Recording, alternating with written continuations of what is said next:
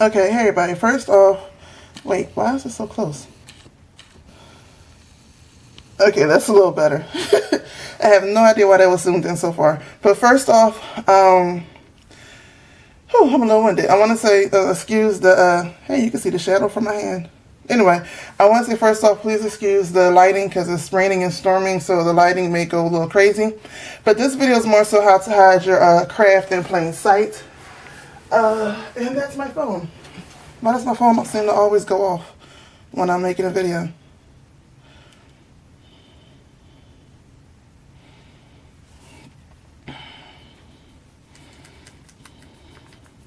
Okay, sorry about that. Now, back to hiding your craft in plain sight. Most people think they have to have, the best of tools, the best of everything, blah, blah, blah, blah, blah. No. Let's start with divination, because that seems the easiest one. While, you can't really hide tarot cards or oracle cards in plain sight. Cards like this one. Can you even see that? Yeah, that way. Cards like that. You can hide. You can hide these in plain sight. Playing cards. And what you do is most playing cards come in sets of two. Anyway, two for $1, two for $2, depending on where you buy them from. Down here you can get them two for $1. And you can actually real easily go online and learn how to do cardomancy. If you can't find books, or if you can't get a book, you can go online and just bookmark the website pages and learn how to do cardomancy and learn how to divine with regular playing cards. So that's one way, just regular playing cards, and always keep 2 decks. That way, if somebody thinks you're a card gamer, you might want to learn a couple of games, and you might want to learn a couple card games and keep 1 deck for playing cards with the other for divining with. So the next I'm talking about is pendulums. Now everybody, are used to seeing pendulums like these. If I move it back, and they think they have to have this, but this is a very obvious pendulum. And plus, that's Grid's pendulum. I don't even work with that one like that. This was my second pendulum that I ever had. And I had this for years before I even used it, honestly. But this was the second pendulum that I ever had. It's just a necklace. It's a simple necklace. And as you can see, it's already moving. This is something you could definitely hide. You could do this with any necklace, any bracelet. The one that I use the most right here is a bracelet. And it has this, the Star of David on it, hexagram, however you want to call it. And those are things you can actually wear. It'll be very powerful because you can wear it every day as a necklace, take it off as needed, and then put it back. So that's another form of divination. As far as like stones and stuff, you can always, what's the word I'm looking for? Always sign up for like the Gem Society in your area and collect stones like this. You may have to save up a little bit more depending on where you live at, but if you collect them more so in this form as opposed to this form, now people think you're more so just interested in gems and jewels, and I think the correct word is geology. Don't quote me on that one. I'm not sure the correct word for it. But if you collect them like this, or my favorite spirit quartz like this, like more so in their natural, raw, uncut form. And I have a few more. I personally like the uncut form anyway. Let's see. Like this one is this light? Let me see if this light wants to work today. Sometimes it works, sometimes it doesn't. I need a new light bulb. Oh. There we go. That's a little bit.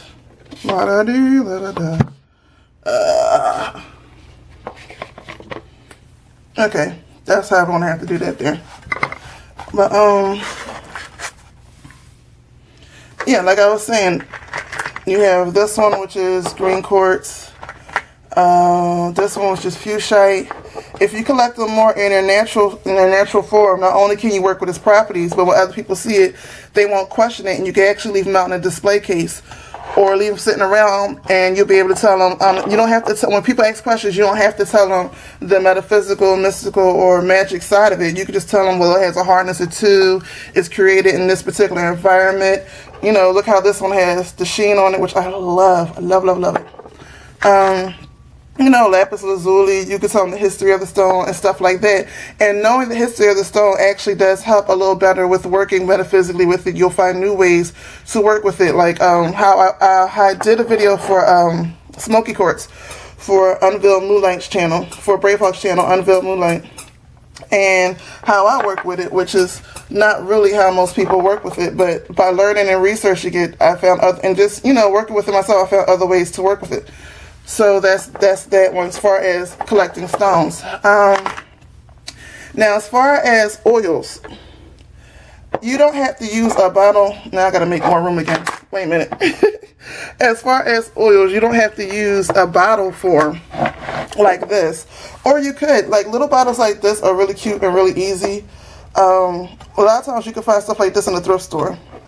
Can I push it back? Wait, can this camera come back any further? There we go. Trying to make room so you can see everything.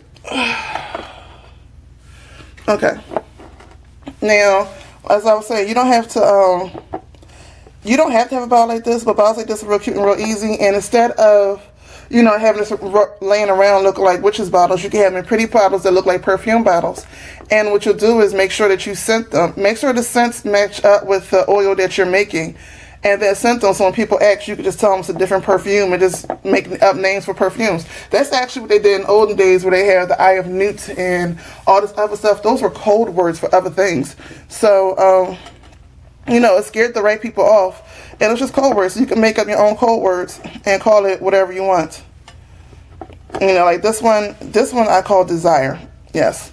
It's actually, because I say all the time, love is nothing but, love means nothing but will and desire, so I don't call this love, I call this desire, and it works excellently.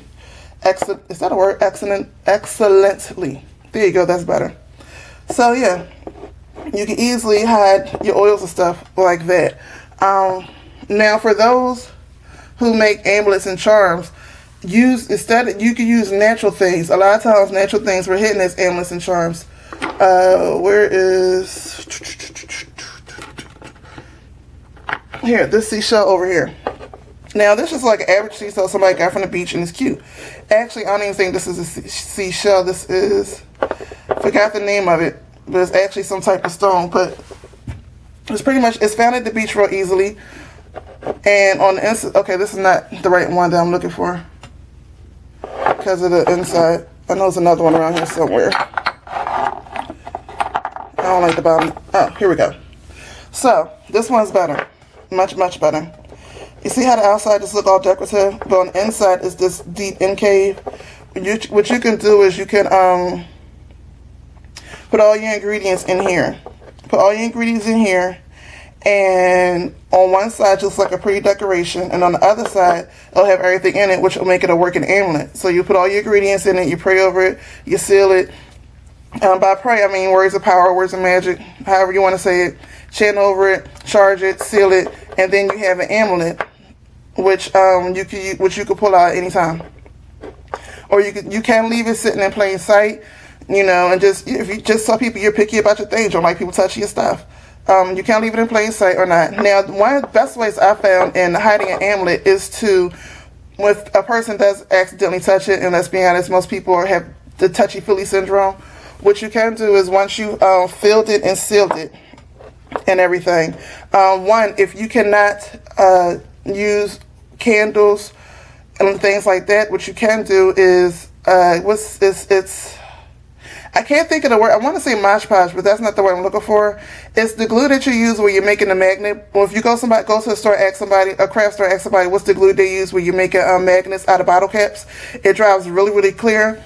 So what you do is after you would fill all this with your herbs and the ingredients and everything else you want to put in here for your amulet, you would then place a picture over top, and that picture over top of it should be representing of the amulet. Like if the amulet is for money, then you may want to pick a picture of a house or something that represents wealth or success for you. If it's for love, you may want to place a picture of a heart or something, something that you love. I wouldn't suggest doing a person, because those things change, and I'm not really into love spells with people. But anyway, Or if if it's for a higher delineation, then you could place a picture of clouds or whatever over top, and then place that that glue. And I still can't think of the name of it. I'm so sorry. Place that glue over top of it and let it still dry. And that way, on this side, it's a pretty shell or stone or whatever you can find, and on the inside, it's a pretty picture. And people just think, well, maybe your art's crafty. They don't have to know what's underneath that picture, and the picture has it sealed. Now, if you do, if you are able to work with candles and wax and stuff like that, then go ahead and seal it. Go ahead and seal it with the wax, and then place the picture over top, and then seal it again with the glue. That's an easy way to hide an amulet, and you can do it in different sizes. I live in Florida, so it's easier for me just to get a hold of shells as opposed to other objects. So that's the way to hide that. If you work with rooms and you want to hide them in plain sight, now this stone is particularly huge, but you get the idea. If you get stones like this, and they sell them at like the dollar store, and you can easily, instead of actually writing the rune marking, now mind you, this is for hiding in plain sight. So instead of actually using the marking, you can write what the word means, just one word what it means, and you can rotate them and have them sitting out, on day-to-day basis. Like you know how they have those pretty stones that say home, faith, stuff like that. You can make your own and have them real pretty, and again, look arts and crafty, and it looks like it's decorations. And then you put them in, you put them in your bag. When you get, or however you do your divination, pull your stones and do divination. When you're done, you just put the stones around as decorations. I have just pretty words, and then the stones that have, not so agreeable connotations, you could just keep them out of sight until you're ready to do your divination. So those are some ways that you can hide your craft in plain sight. As far as candles, if you can use candles, become a candle maker. Make your own candles. That way, if you're making your own candles, people won't ask why you got so many candles. Duh, you're making them. That wouldn't be a question. You can easily hide that in plain sight. Other things to hide in plain sight. Let me think. I already said protection amulets. I said about oils. Oh, smudge sticks. Now, the way to hide smudge sticks in plain sight, the way to hide cleanses in plain sight, is to go natural. And that's really what it is. It's just going natural. Instead of cleansing with bleach, you're cleansing with smokes and vinegar, ammonia, different herbs and stuff like that. Go natural.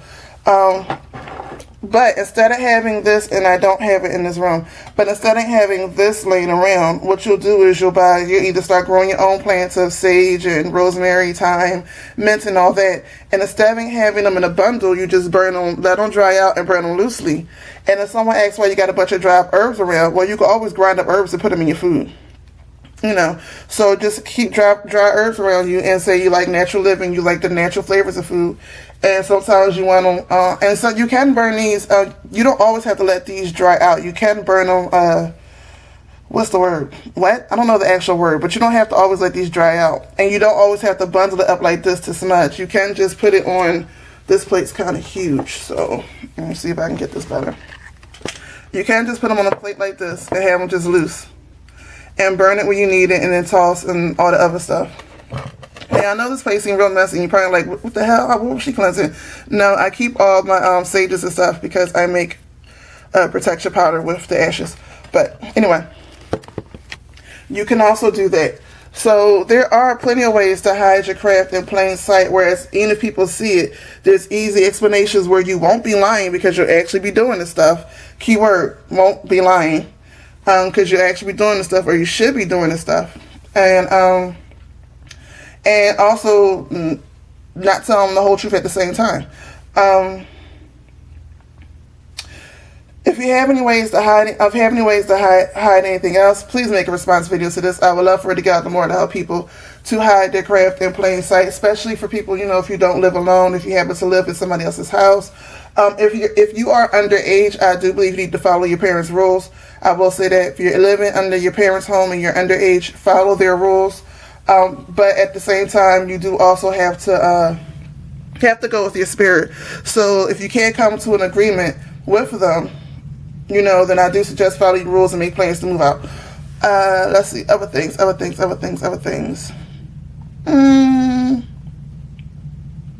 Nope, that's all I can think about right now. So everybody have a blessed one. Peace.